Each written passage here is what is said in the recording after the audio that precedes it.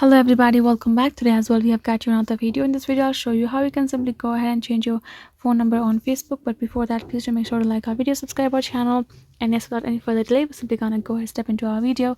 For that matter, first you're gonna go ahead and access your Facebook app, then go ahead, tap on the profile icon on top right corner, tap on this gear settings icon, then and now tap on this account center option. Now go ahead, scroll down, tap on this option called personal details.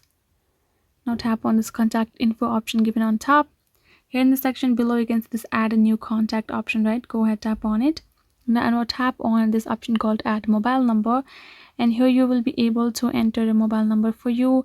Once you have tapped on it, you will be able to tap on this next option, and then you will be able to change your, then you will get a verification code on your mobile to verify that number. And then once you have done verifying, you will be able to change your contact number here in your Facebook account, just like that.